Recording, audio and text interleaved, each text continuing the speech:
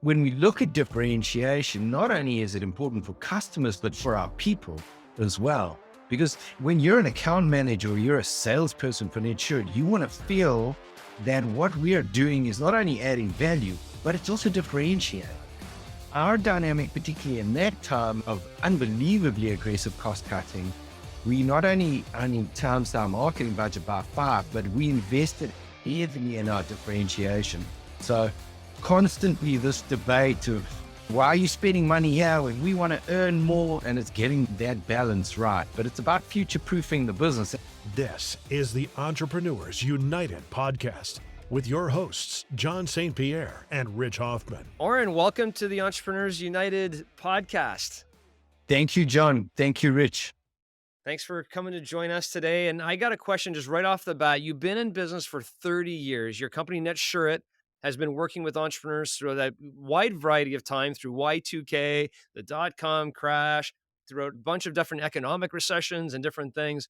Tell me, based on your experience with entrepreneurs in the industry that you're in, what is the one thing that entrepreneurs seem to typically miss? Yeah, it's a great question. Yeah, the first thing I would say that definitely took us a while to wrap our minds around from an experience perspective was just managing cash and our working capital cycle. Some businesses, the faster they grow, the more cash they need. And some businesses, the faster they grow, the more cash they generate. I coached my stepsister. She was a fashion designer. And unfortunately, her entrepreneur efforts were significantly challenged because the quicker she grew, the more cash she needed. So that's definitely one thing from a cash perspective. I think as soon as we got a grasp of understanding the growth dynamic versus our cash requirements, it definitely helped me raise my head, because there's nothing like that call from your CFO on a Thursday saying, if we don't get in X amount of money, we can't make payroll on Monday. You can't think strategically or about sales. It just takes you down into sort of panic reaction mode. That's the one thought that I had with. It's such a great question. And then if you want a second one, I can give a second one, or we can just move on. I got a question for you on the managing cash, Orrin. Like on LinkedIn, you have very prominently people-centric culture. And I think the idea behind people-centric culture and managing cash, like they can often be thought of as two different sides of the brain, if you will. Which one of those have you personally been more challenged with? And can you give us maybe a bit of a story and a learning lesson about which one of those you're more challenged with yourself? Yeah, sure. Probably the one that comes to mind when you ask that question was, as we kicked off our strategic planning going into 2020, we could see that our organic growth was in a hole, was in a really bad place. We were growing mostly through referrals. We didn't have a strong marketing and lead generation engine.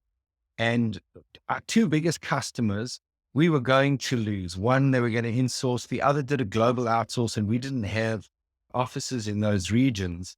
So we went into 2020 knowing that we had bad organic growth and we were going to lose our two biggest customers.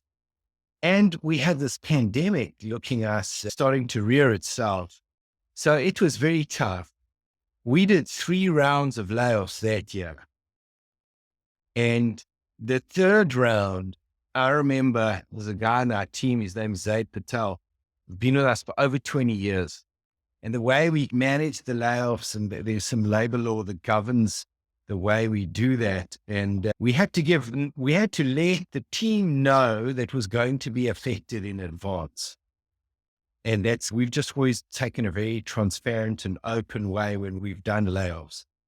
And I remember Zaid phoning me on a Saturday morning, and he was in tears because we could only really give specifics on who was going to be laid off that next week. And yeah, I must admit, there's a piece of being a leader, Rich, which is we've got this responsibility to balance profits and cash, balance what our customers need and want, and our people. And I really feel the lack of execution on our organic growth, where I failed as a leader in 2019, had an impact where we had to do 3 rounds of layoffs in 2020, which was soul destroying. But it was about the transformation and survival of our business in probably one of the most uncertain times we've ever experienced in our almost 30-year history. And I've sworn since then, we don't want to be in that position again. So out of that year, we cut costs so aggressively that we increased our marketing budget, Rich, by over 5 times. And now we're in a position where our organic growth is the best it's ever been through no lack of investment or trying. So yeah, that's a time our whole business could have debated, are you really a people first culture if you did 3 rounds of layoffs in 1 year? So it was tough. Part of it was really soul destroying. Yeah, Orrin, as entrepreneurs, you touch on something that I had to learn the hard way myself. Entrepreneurs have an ethical responsibility for the team that they lead. And sometimes things are going along. And so we go through the motions and then something punches us in the gut and we have to make some core hard decisions or things affect our business that could potentially put our business in ruins. And we have all these families Yeah. that we work with that we feel a sense of responsibility for. What could we have done different? What should we have done different? So I really appreciate you sharing that story. That's a very real story that hits you in the heart Yeah. and your commitment to never go there again. But there's one thing you did there that I just want to call back for entrepreneurs. I remember in 2008 was a pretty big recession for us in our business, and we had to make cuts and layoffs. And the coach that was working with me at the time is one of my dearest business mentors. He said, John, you have to cut deep, just like you talked about. You have to cut deep right now because you have to save the business. You have a responsibility to save the business. And it sucks, but it is what it is. Like you have to save the business. But he said, invest in sales and marketing. And I'm like, whoa, hold on a second. You just told me to cut. And now you're telling me to double down on sales and marketing. What are you talking about? I want to come back to this for you because you said I 5x'd my marketing budget. And the reason why is because you never wanted to be in that position again. Talk to us about why in periods of toughness should one make cuts, but also invest in marketing? How does that help recover from a situation? Yeah, for us, there were 2 parts to why our organic growth was in such a bad place. Number one, I think, was just a function of the investment. We were not putting enough investment into that. And number two, our market, which is known as the managed service market, is the reddest of red oceans. There is virtually no differentiation. Everybody says they're different, but it's like there are 20,000 what's called MSPs in our industry in the US alone. Like from the time we've had our business in New York since 2015, I've probably come up against the same MSPs 2 or 3 times just because there's so many of them and it's so competitive. So I think when we look at differentiation, not only is it important for customers, but for our people as well. Because when you're an account manager or you're a salesperson for Netsurit, you want to feel that what we are doing is not only adding value, but it's also differentiating.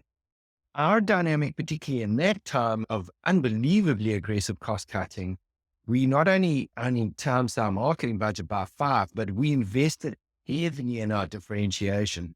So we actually built an offering that is innovation as a managed service or digital transformation as a managed service, which is in our mind, our blue ocean. And we've been able to hire people because of this. And we've actually received that feedback. And we've been able to significantly improve our organic growth because in the context of just cutting costs with no view for leveraging that to improve growth and to future-proof a situation where we need to cut costs again, it can be quite demotivating, I think, not only for the leadership team, but also for the people. But in the same breath, people are like, I had lunch with one of our account execs yesterday. He's saying, Orrin, I see we're doing all of these hires, these senior hires, but why are the account execs not getting salary increases? And these are the types of questions we get and we've got to answer. And I said to Sheikh, I said, you know what? We built this innovate offering. Either we need to get it to the level that we have to, which is a differentiated offering, or we're going to have to shut it down. And that takes investment. So constantly this debate of why are you spending money here when we want to earn more, and it's getting that balance right. But it's about future proofing the business. And we've had to reinvent ourselves again and again. As soon as we think we've landed in a place where things are ticking over, there's some market force that brings a change, or there's some macroeconomic element, or there's some competitive element which we need to adapt to. You mentioned future proofing the business. Can you talk more about that for us? Yeah, sure. I'll start by saying I don't think it's possible. It's an iterative process. I think the one thing that has definitely helped us, Rich, is we have quite a considered strategic planning process that is very participative and collaborative, where we get input from the entire business into the process. We use various tools. The SWOT is probably one of the more simpler pieces of it, where we do departmental SWOTs and that cascades into an overall company-wide SWOT. SWOT meaning strength, weakness, opportunity, and threat.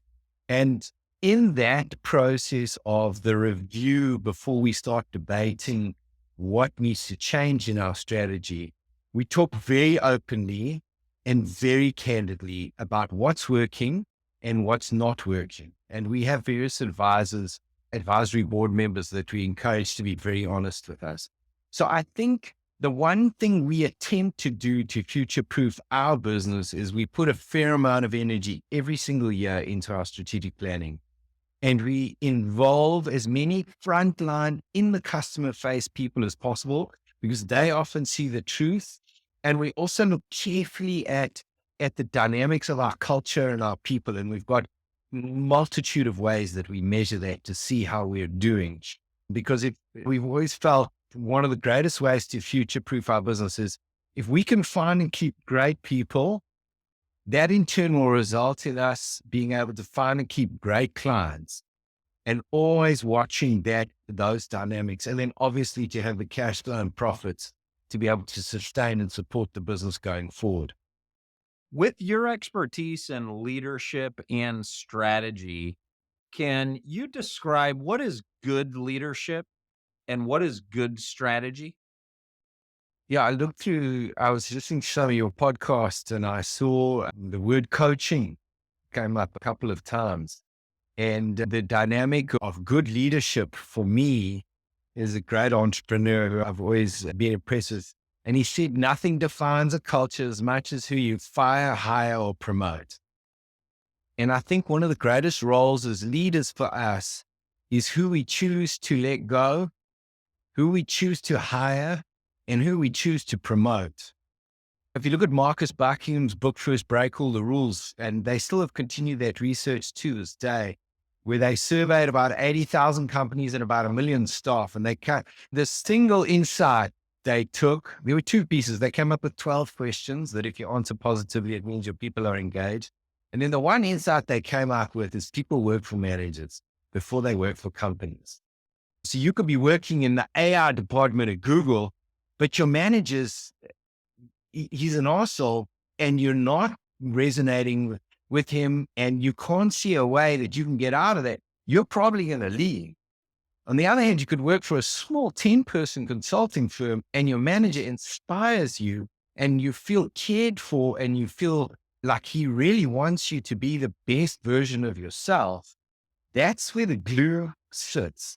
So that's who you fire, hire, and promote. You often hear these stories, oh, this guy was promoted to sales leader because he was such a great sales person, but he just had a personality where he didn't care about people and he just was very rude and very difficult. And that toxicity we've seen can break culture. So from a leadership perspective, I think that's one of the biggest pieces. And the hiring piece of that is huge. We use the top grading methodology and have done for a long time. And then from a strategy perspective, we've invested a fair amount of energy in making sure we do this each year.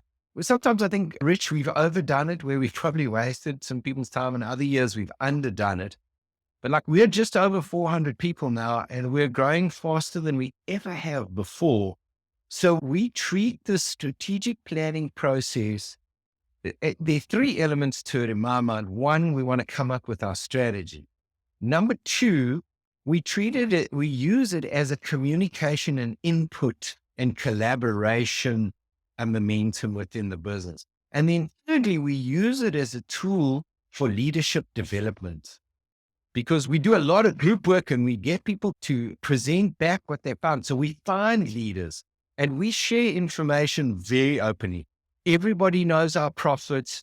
Everybody knows our strategies. We dashboard all our strategy. We use Covey's 4 disciplines of execution for strategic planning, focus on the wildly important, break them down into bite-sized chunks, accountability. So we make sure people are accountable, and then we dashboard. We dashboard that every month. So for us, so like give you an example now, we did our first round of strategic strat presentations that were on the 13th and 14th of December. We said everybody can attend. Obviously, being work from anywhere and in this world of us being so geographically distributed, it's easier to coordinate than back in the day where we had to get a venue and everybody around the table. So we had like over 100 people on the Tuesday, and we had like over 80 people on the Wednesday that listened to these presentations and they gave feedback. So this idea of people feeling like they were involved or at least could hear the thinking is definitely part of our culture. You could debate it was inefficient, and I heard some feedback saying, yeah, but my team weren't available in that. So we've got to pivot and tweak it, but that's some thoughts on strategic planning from our side. Today's episode is being brought to you by Financial Wing. Are your company's financials keeping you up at night? We all know that today's small to medium-sized businesses often overlook the fundamentals of accounting and financial operations. Our friends at Financial Wing can help with everything from bookkeeping, monthly closing and reporting, budget planning, and much, much more. Financial Wing's reliable and professional approach will quickly build your trust and turn your finances into an asset versus a liability. Go to financialwing.com/EU for your free 30-minute consultation and see what they can do for you. Orrin, I'm a bit tickled by when you were talking about leadership, you brought up top grading. And on our Yes. episode 159, we actually had Chris Mersaw, who's the president of Top Grading, on to Entrepreneurs United. And we talked about the new book that he had recently co-authored. So just curious, when you say you've been using that top grading methodology for a while, what are some of the practices that you're currently using in your hiring? So the one dynamic with top grading that we hold on to very dearly, there are a couple. It's connected. The SIDS, which is the chronological.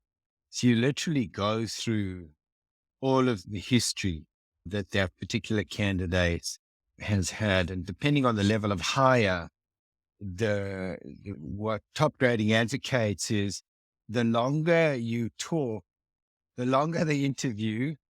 So the candidates, if they were in the beginning potentially selling themselves, the fatigue of the length of the interview, they just start to be more and more authentic. So that's the one piece. And then the piece that's unbelievably powerful, even when you don't use a lot of time, is, for instance, hypothetically, I was interviewing Rich, you for a head of strategy for our role, and in your current role, you report to John. So I would say to you, Rich, a key part of our process is that we want to speak to all of your previous managers, at least 3 of them. And so I know you've said you work for John. So when we do speak to John, what do you think he would say your greatest strengths were? And then I capture that. And then I say, thank you. So what do you think John would say your areas for growth and development were? So there's a lot happening in that process. So when I phone John and I do a reference with John, so number one, it shows like how self-aware are you of your strengths and weaknesses, and how accurate was your perception of your strengths and weaknesses versus what your line manager thought. So we don't do references with peers.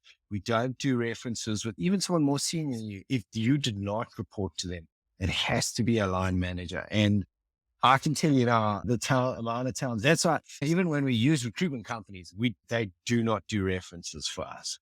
I remember I was very close to wanting to hire a particular candidate, and she had worked for like a Fortune 500 in an HR regional leadership role. And she gave the references. I could see they weren't the line managers. I then asked those who at those companies, who did she report to?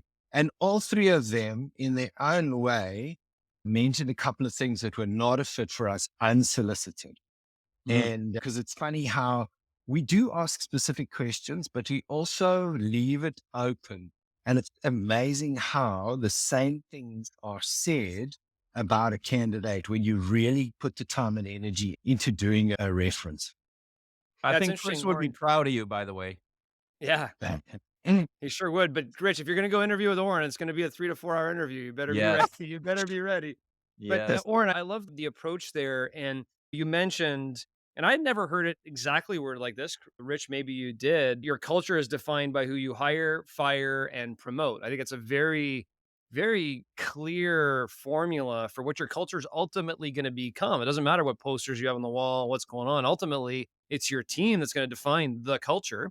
And every time you Yes. fire someone or promote somebody or hire somebody, your culture may shift a little bit here or there. So that's a really key piece. And I love, when you talk about interviewing people, the look on someone's face when you say, "Oh, you work for XYZ company. Who did you work for?" "Steve." "Okay, awesome. And what's Steve's last name?" That's it. And they That's start it. sinking in their seat, go, "Oh, no, No, they're that's gonna call good. Steve."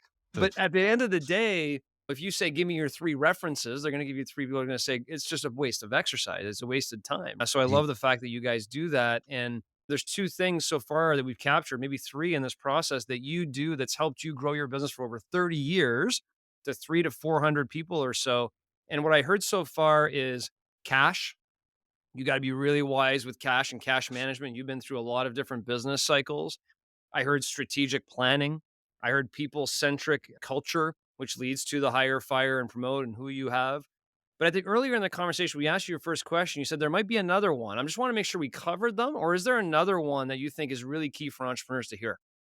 Well, you took it there anyway, and Okay. it was the people one. It's who you fire, hire, and promote. And the dynamic of even my entrepreneurial journey is it was never me alone. There was my partner, Rian, right from the beginning, and my partner, Brian. So there were 2 or 3 of us right from the beginning. Because you have some of these entrepreneurs, John, that and there's some that pull it off. I don't know how they do it, where they start it themselves and they run it themselves and they make all the decisions. So I think that dynamic in entrepreneurship where you can get 1 or 2 great people with you right from the beginning of the journey. I personally believe that can amplify your chances of success. Yeah. Said, I think ultimately you need to build a team, right? I think there's maybe varying degrees of that from my perspective. As an example, I think sometimes people go into business, sounds like you've had good success, but a lot of times people go into business and they add partners to come with them, but they haven't properly even vetted their partners out. And next thing you got a partnership issue.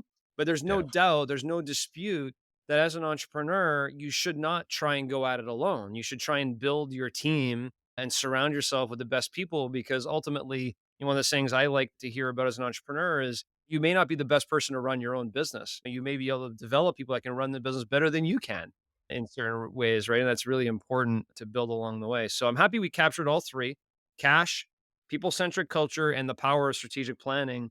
And what I caught in strategic planning too, I just want to mention that I really loved what you said about look, there's the strategy, but you take it a couple of levels deeper than that. It's not just running a strategic plan with your 2 partners. It's a strategic plan that's communicated and cascaded throughout or cascaded up throughout the entire organization. So communication is there. No one can ever say, we don't know what the goal of this organization is, or we don't know where we're going. No one can ever say that. They may say there was long calls that they had to sit in on or wanted to sit Yeah. in on, but they can't say they don't know what's going on. And the third part is the leadership development. I think way too few companies do their strategic plan in a vacuum or they do it in a closet and it never really goes through the organization, cascades through the organization so everybody's clear on the plan. So kudos for that. Can you just be very clear for our audience that are listening? What does Netsurit do specifically? Give us an example of a small to medium sized business and what your services would do for them. Yeah, sure. So we look after. We have the multitude of industries that we focus on. We're strong in financial services, nonprofit, manufacturing, just to mention three. Our sort of ideal customer profile is 25 to 1,000 user environments.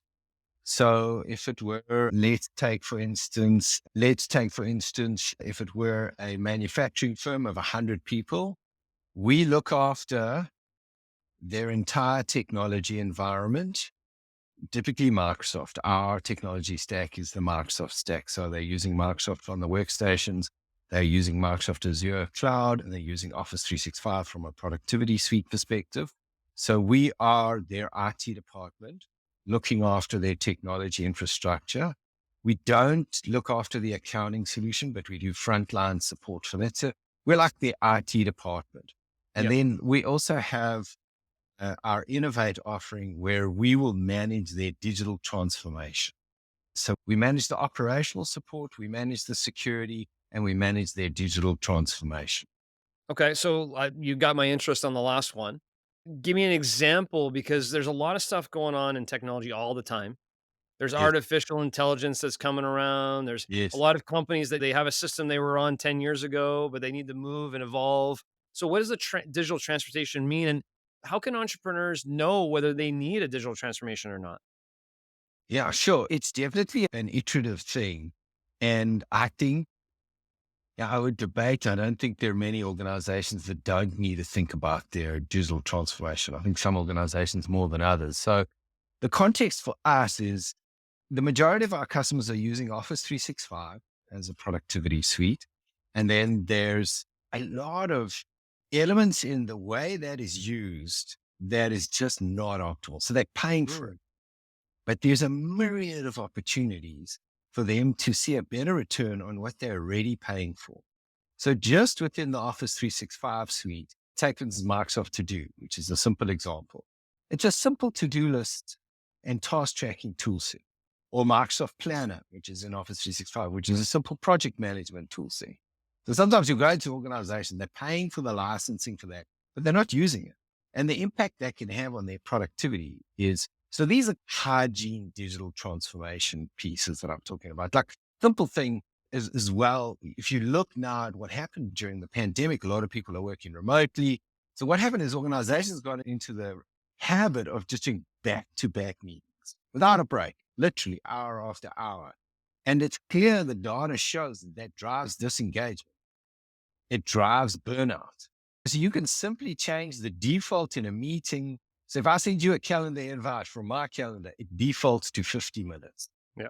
not an hour. So you got 10 minutes, go grab a coffee, go to the restroom. So those are some of the hygiene digital transformation elements. And then when you look at productivity and automation, tell us about your most important time of the month and what some of those things are that happen in that most important time of the month. Or tell us what are some of the most important tasks that your sales team perform. So we'll go and speak to some people in the sales team and say, okay, fine, how are you doing this? 9 times out of 10, we find a myriad of opportunities to automate it and make them more productive. Microsoft have got a tool set called Power Platform, which has got Power Automate.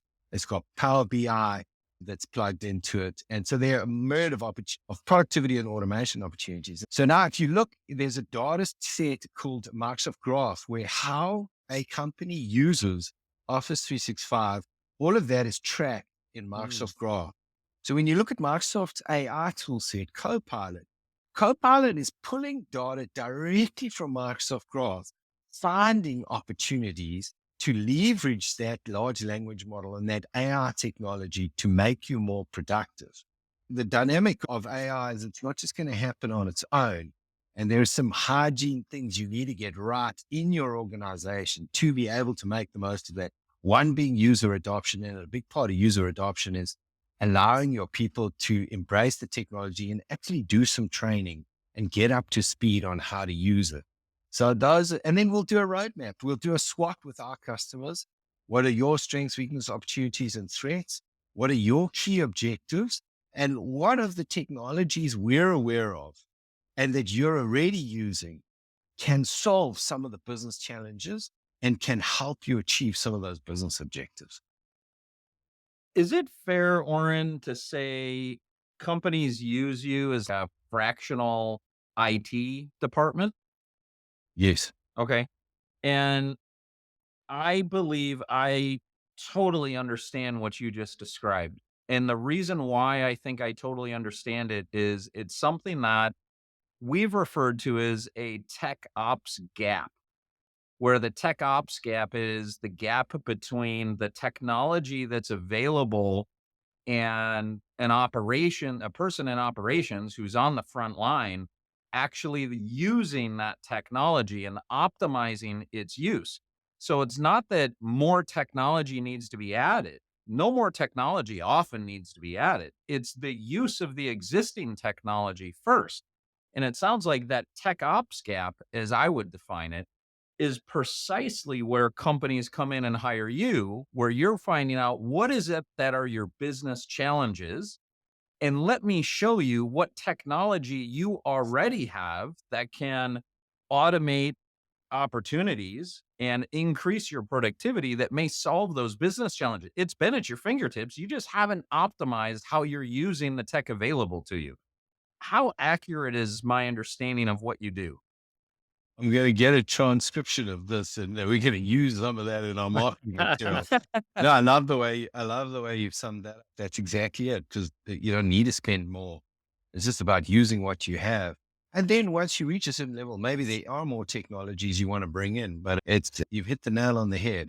That's exactly it. So just think about this. If you just look at the Microsoft technology stack, the rate at which Microsoft releases new features and new tools, as a Microsoft focused technology company, we have to invest heavily just to stay up to speed with that. So I cannot imagine if you're a consulting business or a financial services business or a manufacturing company, how do you keep up to date with that? That's just using the technology that comes out in the latest release in itself. And there's some adoption and change management and training just in that space that can have a really big space. But you summed it up perfectly, Rich. Okay, wonderful. And you had mentioned earlier in the conversation that there were about 20,000 MSPs. And Yes. now that I understand what it is you do, and you're saying, hey, there are like 20,000 people and companies that do what we do. What exactly is your differentiator? Why would someone pluck you out of the 20,000 and say, Orrin and his company, that's the one? Yeah. So there's a piece of the state of this industry, which is because there's so many MSPs and it is so competitive, there is a consolidation at play right now. Many of the MSPs that we're looking at, Rich, are struggling to grow organically. And it's just a function of the maturity of the industry. It's a function of how red the ocean is. When I mentioned the story earlier, so a big part of our growth strategy is acquisitive growth as well. So we acquired 3 businesses last year, and it's a major lever so our goal is to be one of the best in class MSP platforms in the US. That is our BHAG Orrin, for what's the 20. so what to me? Like I'm saying, why would I want to pick you? And you're saying, hey, Yeah. we consolidate. And I'm almost going, oh, so what? So what? So Yeah. why is that to my Yeah. benefit to work with you because you consolidate? So I'll start there and then I'll go to the real answer to your questions. What we have been able to do with our accelerated growth by leveraging both organic growth and acquisitive growth is been able to make investments we could not afford to make at the size that we were. And if I look at the last 3 hires we did, if I'd not embarked on the acquisitive growth and not achieved the economies of scale, there is no way as we could have hired these people. So I think out of economies of scale, we're able to make investments that we could not make before. That's the answer on the acquisitive growth, but I don't think that's going to make us close deals or customers choose us. Although I know it's a reality. It needs to turn into real differentiated value for our customers. So during that sort of period of late 2019, early 2020, we deeply looked at our differentiation and said, why will customers choose us? And we got great service levels. We hire great people.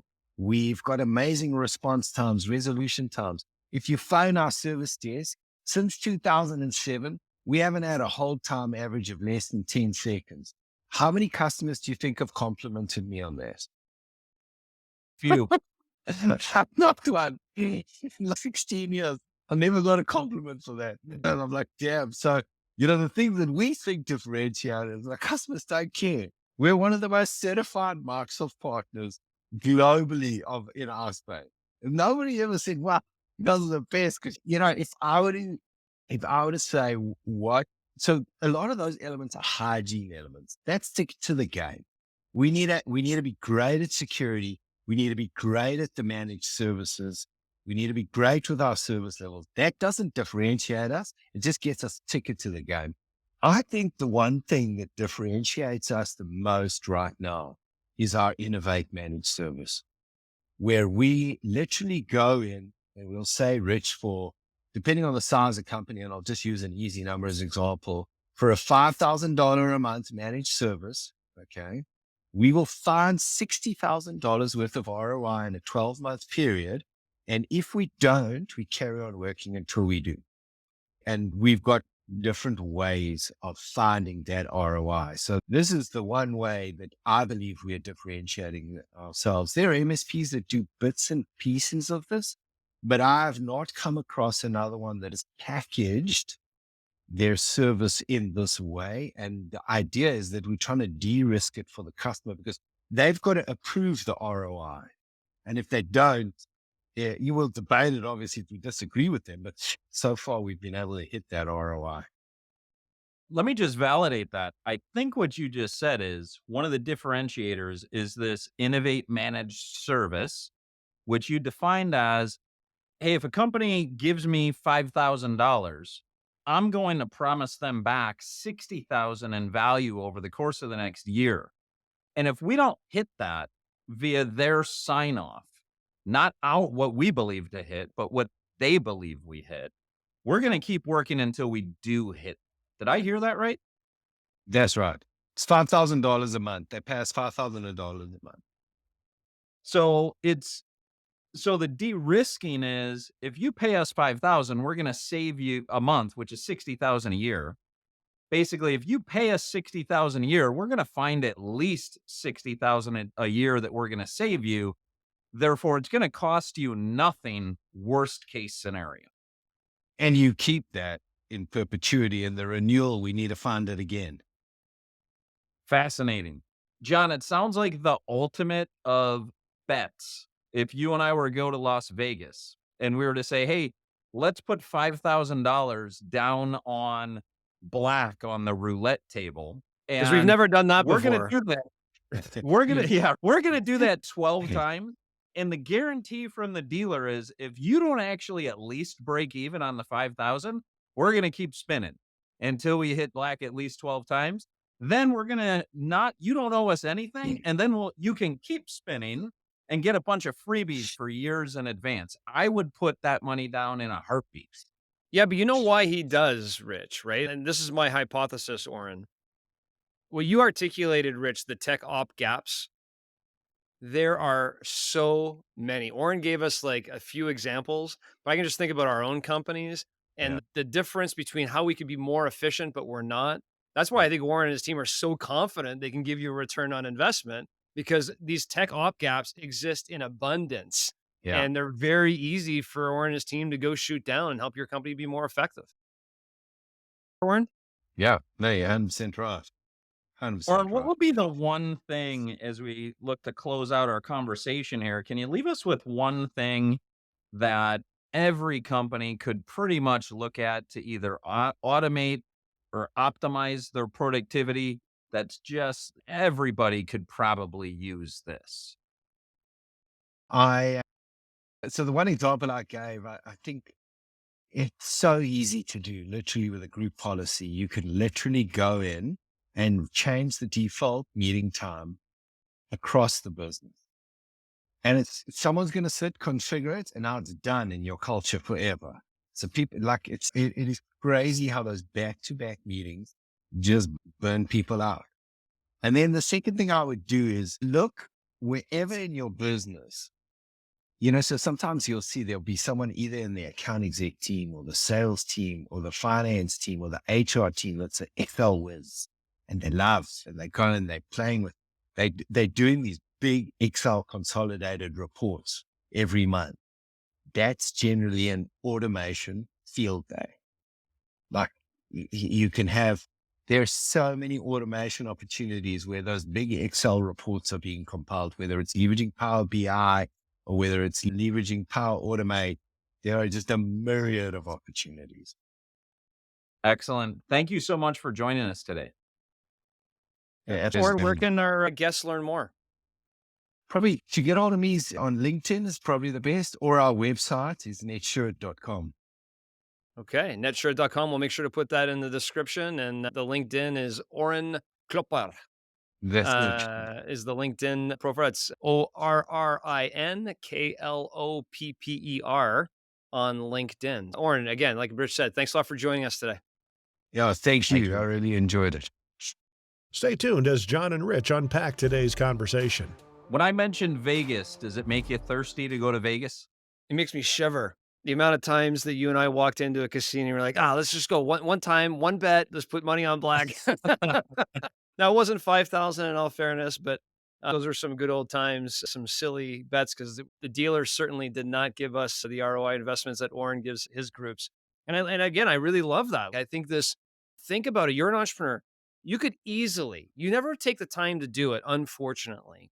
But if you're listening to this right now, think about the 3 or 4 things that your team could automate and save themselves so much time just with technology or Mm. improvements they could use. If you had asked me the question, Rich, what do I think the single biggest opportunity is in tech and ops and the gap? It's email management. People are just drowning in email. So I spent a lot of time myself in just really perfecting email management to not touch emails multiple times. That's Sure, where they you get out of my. use Sanebox. I You use could be a SaneBox. walking commercial for Sanebox. Yeah, I pretty much am. I religiously use it. I never look at an email twice. It doesn't just stay in my inbox. I do something with it unless I plan it to come back. But that's just one tool. But within Microsoft Outlook or Google, there's so many other tools that you could use to have proper management of the inflow because as we know from back to Stephen Covey, Big Rock, Small Rock, gravel, email can be gravel and it can consume you. And technology is supposed to help you, actually drowns you. And so that's the one piece I think every company in the world needs to be running sessions with their team, with their tech group on how to more efficiently use email. A lot of companies don't even use email more. They use the chat features like Slack or Google Chat or something like that to say, if you have to send an email internally, don't use email. You got to use this different mechanism because we just don't want to drown our team with email. But that's just one thought that comes to mind. Orrin mentioned about a dozen other ones I think are really interesting. What would you say? Is there one that comes to mind for you? On efficiency with technology? Yeah, no tech op gap that most companies suffer from. Oh gosh. I think we currently suffer from it. It can be difficult with we've got 360 franchise owners ish. We've got 1,200 non-painting associates. We've got close to 90 corporate staff members. And we have the Microsoft technology stack. And it can be difficult getting into optimize 360 businesses use and optimization for productivity and automating the use of that. So I'd say we currently do. And I think he's dead on the use of spreadsheets. I Yeah. think spreadsheets are way overused and they can be manually populated versus automated. Yep. I think that again, not to just repeat what he said, but the calendaring is a big one. It's something that I learned a couple of years ago is scheduling 45-minute meetings instead of an hour. Yep. And one of the things I learned, John, was I can't schedule it, say, from 2 to 2:45. Because when I schedule it from 2 to 2:45, everybody knows it's a false ceiling and we take it right up to 3 o'clock. Yep. What I started doing is I start scheduling meetings at 2:15 to 3 Yep. because nobody expects you on between 2 and 2:15. The meeting starts at 2:15, you get on at 2:15. And then we take it up to the top of the hour. And then people have other meetings. And then I can grab a 15-minute break. And whether it be grabbing a drink of water, checking an email, just clearing my head. So I think there's something really to the 2 things that he brought up. I think immediately I can see where we could optimize those in our business. Certainly, that is a calendar hack for sure. And I still don't do that, and I should, which is the start your meetings at 15 past the hour to end on the hour. Yeah. Now, that's how you really get that 15 minutes back because to your point, I do set 15-minute meetings, but inevitably it goes an hour and it's an artificial ceiling, Yeah. like you said. What I loved about Orrin in this conversation is it wasn't till the near end we got to actually the stuff that he actually does as a business. Here's an entrepreneur that's grown his business for over 30 years. He's lived through all these different business cycles. And when asking him, what's the first thing that you've learned? It was cash. And that's near and dear to my heart as it's one of the biggest lessons I learned how much cash is so important to the lifeblood of the business. And he talked about some businesses really good at growing and making cash, but a lot of businesses are really good at growing themselves poor too, due to the lack of cash flow. So that was one we didn't maybe come back to a lot, but I thought it was very telling that in order to grow a business like he has to 400 employees, to be able to make acquisitions, be able to do that, you got to build your own capital. You got to build your own capital, which is the oxygen for your growth. That's near and dear to my heart, and that hit me pretty hard. And I know on the reverse side, number two is near and dear to your heart. So people centric culture. I mean, that's exactly where I'm sure you wanted to go most of the conversation as well, because that's really touching for you. Yeah, absolutely. I think what he said about a differentiator, they thought it might be their service. It is superior service. He thought it might be their people, their response time, and somebody being on hold no longer than 10 seconds. That is amazing. The most certified, I thought it was funny. He says, nobody said you guys are the best. I want to work with a most certified company. He's right. Nobody says that. What's interesting though is as soon as any of those things falter, we recognize that in the companies that we work with. Oh, their service isn't great. Oh, their people aren't great.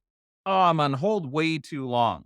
These people, and I don't even know where they got their certifications. I'm not even sure they know what they're talking about. It's just fascinating to me that just as a society, when we work with companies, some of the very things that are very tricky to achieve, we consider just to be table stakes. Yeah. So for him to have this innovate managed service piece that is the $5,000 per month, and that's the differentiator. I think it's very smart of him because he's right. Unfortunately, these other things aren't differentiators. What they are is something to criticize often in a company if they don't have it. Yeah. And I would say you asked the question, what's your differentiator to the consumer, to the business that's going to hire Orrin's company? But really, he displayed his differentiator as a company through this conversation. The fact he's having this conversation with us, the fact that he talks about people-centric culture and what that means about hiring, firing, and promoting, how that creates your culture, the fact that he does use the top grading method to bring talent to his business, the fact that he does acquire companies, which now enables his company to scale so he can hire better people to come into his business. I'm sure his team is fairly dynamic. The one that really I thought was great and something that I really advocate for is when you strategic plan throughout the entire organization. You have full transparency of where everybody is going, where this business is going. Not a lot of entrepreneurs do that. They have a strategic plan in there, or they have an idea where they want to go or whatever, and everybody's guessing along the way. But when you really get everybody involved in the strategic plan, and then you execute it, you actually hit it. Or you start looking, you start moving the direction of hitting the BHAG of your business, people buy in, and they buy in for the long haul.